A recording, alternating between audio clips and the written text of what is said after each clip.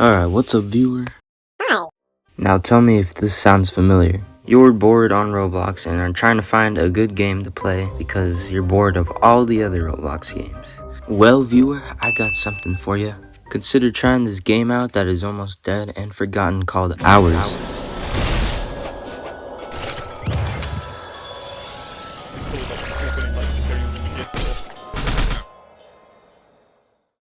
Alright, so Hours. A fighting game on Roblox, but it's more of a PvE kind of game. Basically, you get to pick your own class, spawn on a flat map, and fight with random enemies. And after you kill a set amount of enemies, there will always be a boss after that. So it's basically like a roguelike. Now, some of you guys probably remember this game, but I wanted to talk about it because it's almost dead and forgotten.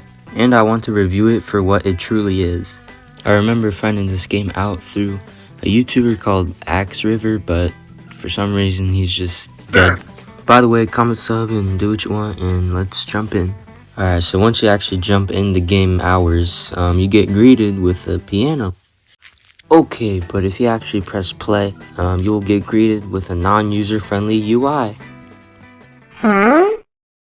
Especially if you're playing this for the first time and you're on mobile, then you will probably just quit this game immediately. Well, let's assume that you're worthy and you still want to play this game. So once you actually press whatever this little symbol is, you get greeted with a testing place where you can test all your powers and stuff. Now, assuming that you picked Invader, let's talk about the powers. So you got a basic slash, spin slash, a dash, which if you dash through enemies, you can actually damage them, and a limited time of damage up, and everybody's favorite, Sourdough.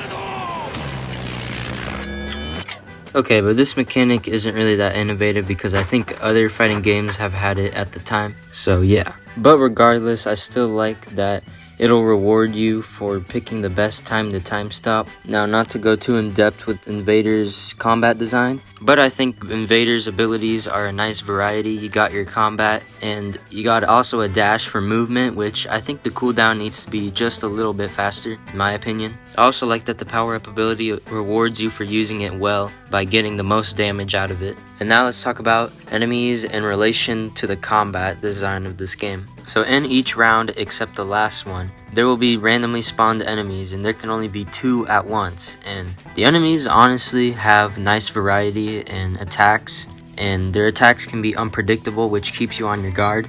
And as I said, there will be a boss at the end of each round, making each round feel like a finale. I wish some of these bosses were random bosses, but I also get that they're supposed to fit in with the map that they're in, but also some of them I feel like don't really. And man, do these bosses have quite the attacks, especially last one, like, what the hell is this? Now, if you've played this game for a bit, you'll know that you need to find a good opening to attack these enemies, which is because if you get attacked by the enemy, then you'll get stunned, which means you can't attack or move away from them. Now, I get why the stunning is there, but I feel like the cooldown should be a little faster, because right now I feel like the stunning is kind of annoying. It's also especially annoying on the class Prophet, which, if you single attack or even secondary attack, it almost feels like sometimes you cannot get a single hit. Which, speaking of the classes, I think the classes are fine. I think they have good variety, and also like that they have classes that are more strategic in shooting. So if you don't want to be a swordsman or something like that, then you could just be a more strategic or shooting guy. By the way, if it isn't obvious, I didn't buy this game pass for this game. But also, I feel like the classes could have been a little bit better designed. And what I mean is having them have a higher skill ceiling. So some actions to get the most out of them would be a little harder. But other than that, I think the classes are fine. Now, something I envy about this game is the choosing of one power-up after the round ends.